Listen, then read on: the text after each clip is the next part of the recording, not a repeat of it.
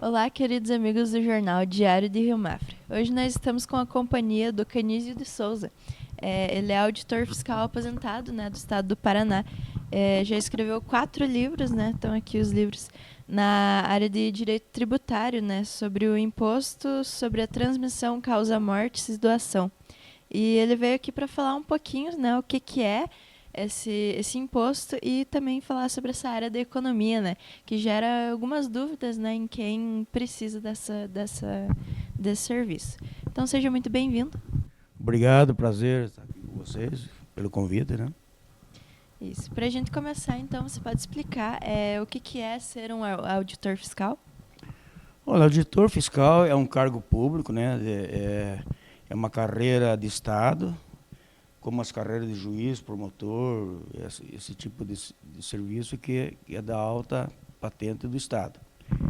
É funcionário civil do Estado, todos os estados têm isso aí, e a finalidade é fiscalizar o pagamento dos impostos que são devidos ao Estado do Paraná. Tem impostos federais, estaduais e municipais. Então, eu, na verdade, estou aposentado, auditor do Estado do Paraná e, consequentemente, eu fiscalizava os tributos do Paraná. Quais são os tributos do Paraná? É IPVA, ITCMD, que é a minha especialidade, e ICMS. Então, esses tributos, a gente consegue fazer uma varredura, ver quem está pagando, ver quem está sonegando, para o Estado ter a sua garantia de ter a arrecadação completa. E poderia explicar quais são os passos para chegar até essa carreira? Olha, só tem um espaço para entrar na carreira, é o concurso público. Ter faculdade, a faculdade não necessariamente precisa ser um tipo só, pode ser qualquer faculdade, desde que você consiga passar no concurso, mas as mais indicadas para quem quer ser auditor da Receita, a primeira é contabilidade, ciências contábeis, que é a mais completa. Ela tem direito, ela tem contabilidade, ela tem administração, tem tudo. E direito, propriamente dito, também é muito bom, mas eu vejo pelo meu time lá do Paraná, que é em torno de 1.200 fiscais, 70% é formados em direito e contabilidade, e ainda tem muita gente lá formada em letras, economia, essas coisas. Mas o concurso, para quem quer galgar esse cargo, o mais fácil de chegar é contabilidade e direito. E falando na tua área de especialização, o que é o imposto sobre a transmissão, causa-mortes e doação? O imposto de transmissão, causa-mortes e doação é um tributo da esfera estadual. Então, o governo federal não pode legislar, só o Estado pode legislar. Mas existe a tal da alíquota, que é um percentual que você paga sobre as doações e as heranças, Esse limite, hoje, foi determinado pelo Senado Federal, que ele tem competência para isso, somente para dizer qual o máximo que o Estado pode exigir. Hoje é 8%. Amanhã depois isso pode mudar, Daí o que acontece nos estados? Chegando até os 8%, o Estado escolhe como é que ele quer tributar. Se ele quer 1, se ele quer 2, se ele quer 3, se ele quer 8. Então, nós temos aqui, por exemplo, aqui em Santa Catarina, ele é progressivo, ele vai de 1 a 8, dependendo dos valores dos bens. No Paraná é fixo, não importa o valor do bem, é 4%. São Paulo é 4%, Rio de Janeiro é 4%. E daí aí vai cada estado tem a sua legislação. E quando que esse imposto é cobrado das pessoas? Olha, veja bem, sempre que houver uma doação, você tem que comunicar a Receita do Estado que você está fazendo. Existe um formulário para isso, você tem que fazer esse formulário. Se você não souber fazer, você paga um profissional para fazer e vai colocar o tipo de bem que você quer doar, se é dinheiro, pode ser carro, pode ser imóvel, e vai pagar a alíquota que o Estado exigir. No caso do Paraná é 4%. Então, mas tem que declarar. O que acontece se você não declarar? Quando você doa, por exemplo, dinheiro, você vai doar 100 mil lá para um filho, ele vai ter que declarar na Receita Federal que recebeu isso aí. A Receita Federal vai repassar para o Estado e o Estado vai correr atrás. Ele vai descobrir o endereço do destino, vai notificar e vai cobrar isso, inclusive, com multa.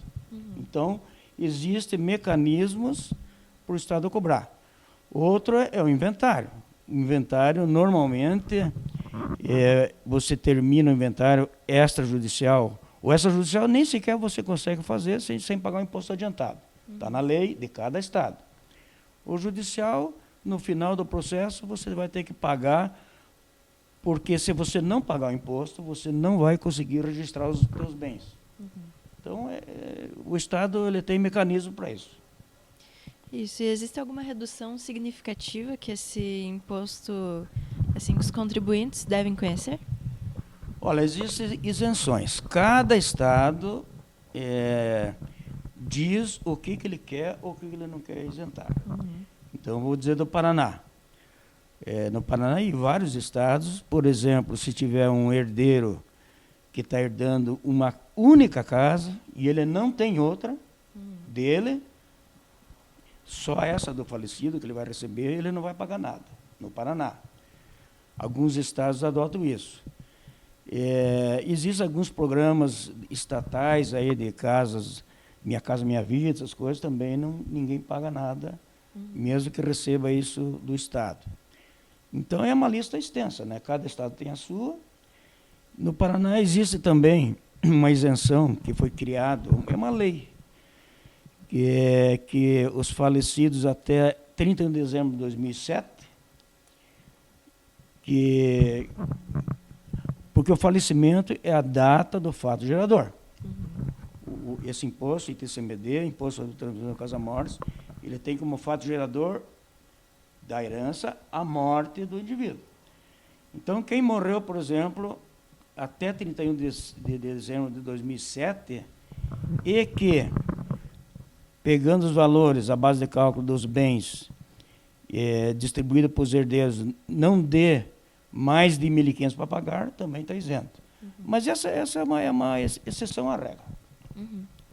E o que te levou a escrever 4 livros sobre esse assunto? Olha, veja bem, quando eu fiz Direito Tributário em Curitiba, na Unicuritiba, no final você tem que apresentar um trabalho.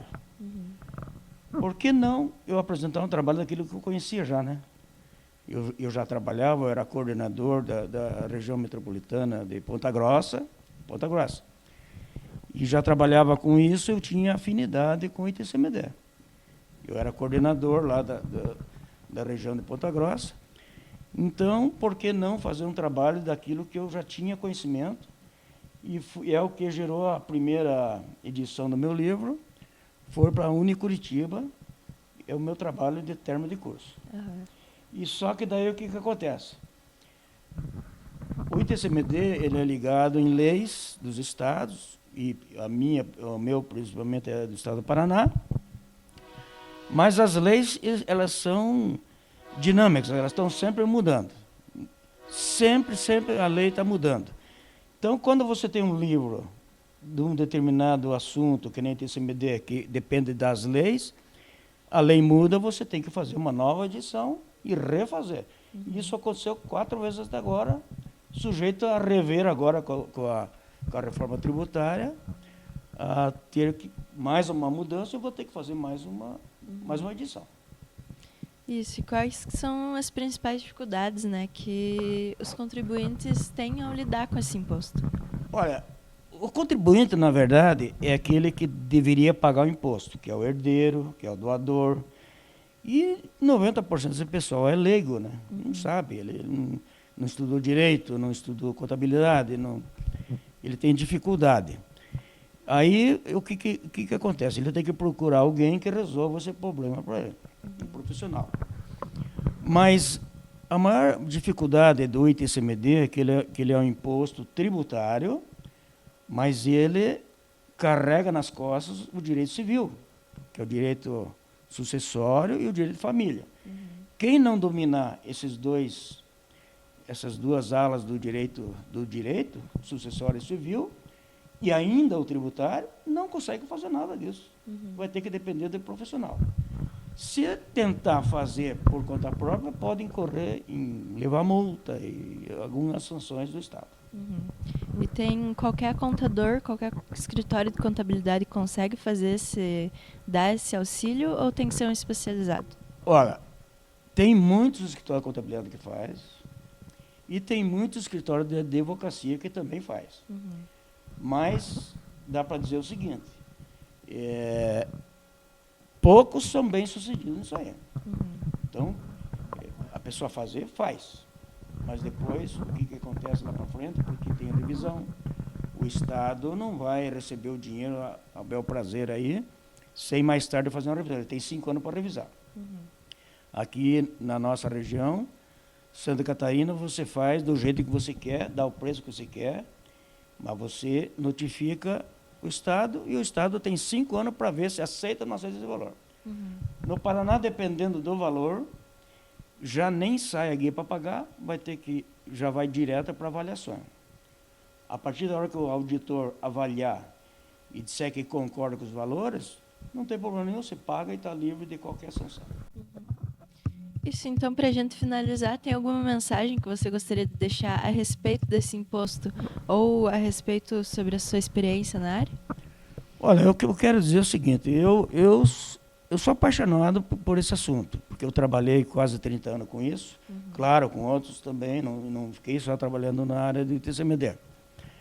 Mas eu vendo, eu que sou especialista em direito tributário, eu vejo o seguinte, existem pilhas de tributos. No Brasil pilhas, é muito tributo. Mas o mais justo que eu acho é o ITCMD. Afinal de contas, você vai pagar o imposto para receber de graça, porque ele é um imposto de coisas que você recebe e não tem que pagar nada. É um imposto de uma doação ou do causa-morte, que é a herança, que você está recebendo gratuitamente. Então é justo que você pague o imposto. Agora, veja bem, você paga 4% aqui no Paraná. Santa Catarina um pouco mais, vai até 8%. De uma coisa que você recebe que você não teve sacrifício nenhum. Esse patrimônio veio do teu pai, da tua mãe. Você já fez teu patrimônio.